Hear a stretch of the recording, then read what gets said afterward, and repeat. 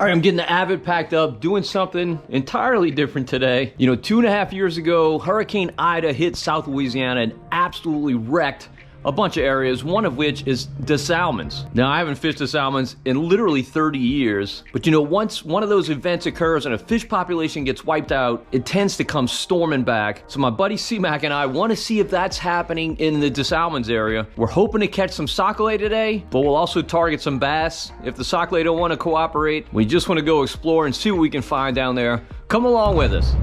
All right, C-Mac is not here yet, but I'm at the launch here in Des Allemands. It's under the Highway 90 bridge. You can see it here. A few trucks parked here. I launched here, like I said, 3 decades ago, a long time ago. Been a while, obviously. We're gonna run north into Lake Des Allemands, or actually close to it, and fish some of the canals that are off the lake and also off Bayou Des Allemands here. So let's see what happens. All right, so C-Mac and I are on site. I'm throwing this slab hunter minnow. If you saw my last video, did really, really well with this. And of course, if you saw my pool test, this thing looked great in the pool. I'm throwing it just tight lined. C-Mac, on the other hand, is throwing a cork. What do you have rigged up? A little H&H straight tail solid body. Weedless, huh? Yeah. How heavy is that jig head, you know? 30 seconds. 30 second. Fishing maybe 2 feet? 2 feet? Yeah. See if they shallow. Water's brown but clear.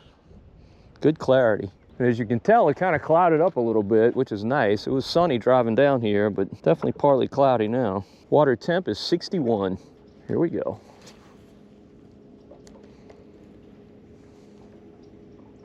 Oh, there was a little bite. A little bite? A little nibble nibble? A little brim. Probably so. We'll take those. Current time is 1:02 p.m. So not exactly prime time. Fishing should get better as we move along in the day. We're in an area called Humble on the Bayou, a series of canals that I fished a very long time ago. This is definitely a community hole, lots of people fishing here. C-Mac and I just want to see what we can do. Just want to see what we can find. Whoa. A little something, something. Y'all getting a few or what? Small ones. he's got the front side of the boat. I'm on the back side. No. You catching him or he's catching him? Oh, I got you. Hey, I'm catching wood, bro. Catching wood. These fish are so temperamental, like you never know. Are you fishing in an area that's holding any? Or are they just not biting? Are they just not biting what you're throwing? It's kind of what makes them irresistible. It's definitely like far more relaxing than saltwater fishing. Yeah, our sockeye trip may become a bass trip. All right, the sockeye are not cooperating yet. Could be because time of day. It's only 2 p.m. We've been fishing about an hour trying to catch them. So we're gonna see if we can catch some bass. C-Mac is throwing, you still throwing a chatterbait? C-Mac's throwing a chatterbait. I'm gonna throw this SP57 and lavender shad. Water clarity is absolutely perfect for this bait. So let's see if the bass are in this canal, and if they want to bite.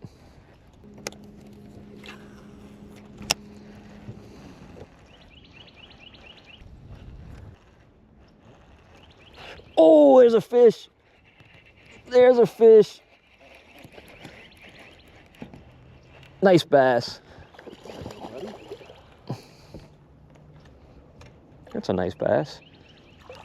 Yeah, that's a real nice bass. On the SB. Look at that fish. You waiting to throw that hook in my hand, aren't you? I'm gonna get a pair of pliers. So C-Mac, what's your thought? You think that's a fish that survived Ida, or you think it's a spawn of a fish that survived Ida? That's probably a 3-year-old fish, so maybe that fish survived. Yeah, I would agree. It's a bigger fish, big fat belly. Probably not quite 2 pounds. Right. Very, very pretty.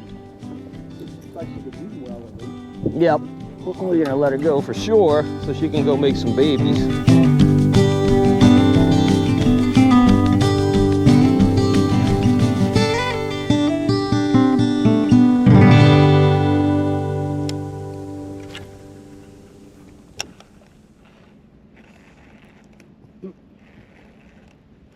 And they impeach my orcas. Yeah. Oh, there's a fish. Nice. Another one. There you go. Well, not as big as the last. This was probably a post-Ida fish, but it was fun to catch. Well hooked. They've all been kind of holding on to drop off, huh? Mm-hmm. I hadn't got a bite close to Yeah. yet. Right, holding out. Figure they might be staging as well.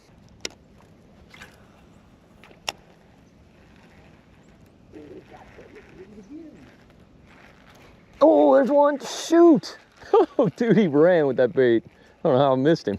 That fish knocked a foot and a half of slack in it. Man, we should have been fishing bass all this time.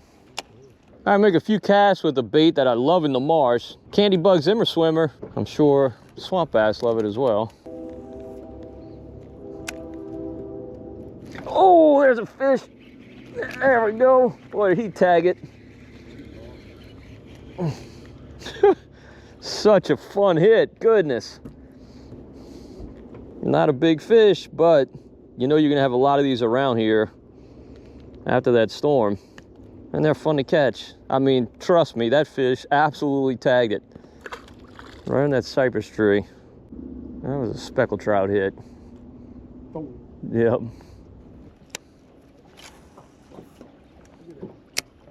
Fish on? What you got there? Brim. Yeah, you see, I've been getting brim bites. There you go. It's a nice brim. Well, I can't complain. Dude, what the heck you got? Big bass. I'm eating a snack. See me, I was catching fish. That's not a bad bass either. He was right up all that stuff. Right up in the junk, man. Right where he's supposed to be. Little jig right in the top of his mouth. Now that I think is probably a post-Ida fish. Yeah. See, Mac and I keep switching back and forth between bass and panfish. Man, spook something here. Look at that dust cloud. These canals are full of both types of, well, all species. I'm sure they're full of catfish as well if we had some bait to catch them. Not that I couldn't catch one, or C-Mac couldn't catch one of these little micro jigs. Oh, you got a fish? Yeah. There you go, C-Mac. A little old bass. On a spinner bait. A little old stumpy bass.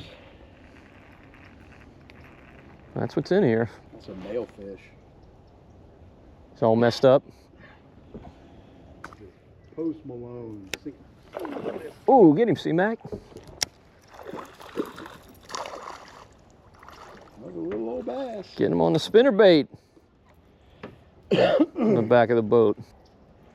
I tell you what, they're not big, but they make up for it in ferocity. I mean, that fish hit that bait like a ton. I thought that fish was at least 2 pounds when she hit. Right, right. They are fun. Early last year, pre-spawn, right at dusk, down the bank. There he is. There he is.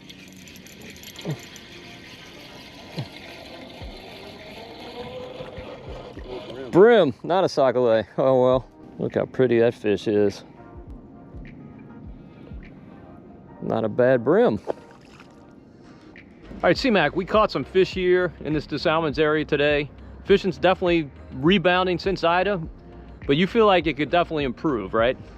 Well, Todd, I mean, I think this swamp is a lot like a lot of other swamps here in South Louisiana that have been disconnected from the Mississippi River for a long time. And you know, if you look at this on a map, we're kind of situated right between Bayou Lafourche and the main stem of the Mississippi River where it is now, right? Bayou Lafourche used to be the outlet of the Mississippi River several thousand years ago and was dammed off at Donaldsonville. So there's been somewhat of a reconnection, but because of levees and other things, that water doesn't really filter out into this swamp.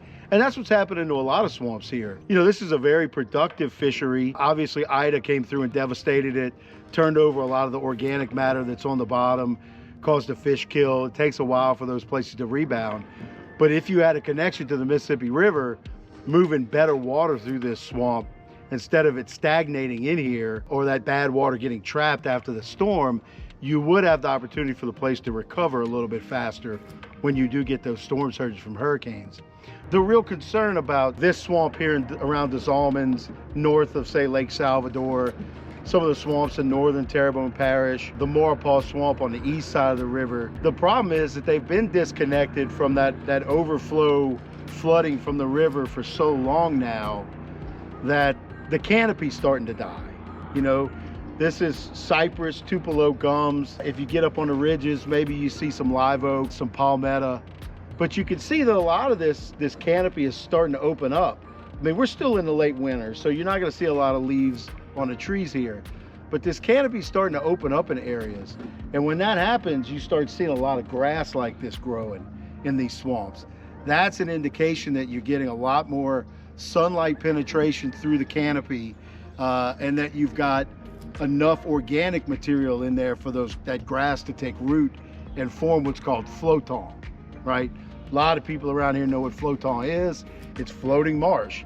It's grass that gets rooted in floating organic material. That certainly serves a purpose in terms of habitat, but when hurricanes come through or strong tides, you get strong currents, it washes the floton out a lot quicker than it would, say, a cypress swamp that was rooted in better sediments. It is being discussed, reconnecting the river to this swamp here on the west side of the river, reconnecting the river at Maurepas.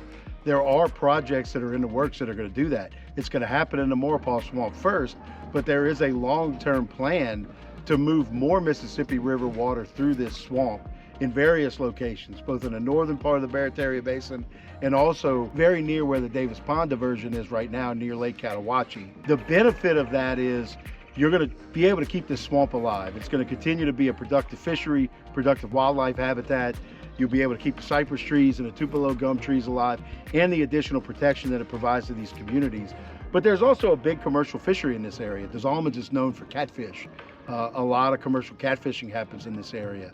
And, you know, as this swamp continues to die, continues to eutrophy, that fisheries production is going to go down. You know, a lot of people think when you talk about diversions, they're thinking south of New Orleans. They're thinking, oh, what's it going to do to speckled trout? What's it going to do to redfish? What's it going to do to oysters or shrimp or crabs? In the case of these swamps, it's really critical to get that water back in here to keep these things alive, because when they die, you lose that natural protection you get from the trees for the communities in this area, but you also really lose the freshwater fisheries production that they've been known for so long. An added benefit to moving more water through this swamp and through the Maurepas Swamp is that when a diversion big enough gets built, it's going to minimize the amount of time that you have to use the Bonnie Carey spillway. And, you know, you're dumping basically billions of gallons of fresh water into Lake Pontchartrain when you open the Bonnie Carey spillway, and it's providing some benefit in terms of growing grass beds and kicking the ecosystem off and putting nutrients in the water, but it would provide a lot more benefit to this swamp if this swamp was able to absorb that water rather than dumping it into Lake Pontchartrain. All right, so when might we see something built in this area? In this area, you're talking a decade or more. And the concern starts to become, how are you going to fund it? What you really need to look at is just a sort of general change in how the Army Corps of Engineers is managing the lower Mississippi River. There is a project ongoing, there's a study ongoing right now to look at some changes that could be made to lower river management that may include changing the way, you know, the old river control structure handles water, maybe moving a little bit more water through the Atchafalaya Basin at certain times, keeping maybe a little bit more water in the main stem of the river. But there's been a lot of talk, there's been a lot of research conducted by Tulane and other institutions to look at the benefits of moving water through these swamps rather than simply using the Bonnie Carey spillway. It's going to require like a change in the federal authorization of how the lower river is managed, but I think it's a change that's long overdue. There are swamps like this that could be, you know, really be benefiting from the occasional flooding from the Mississippi River, much more so than the Lake Pontchartrain benefits from the opening of the Bonnie Carey.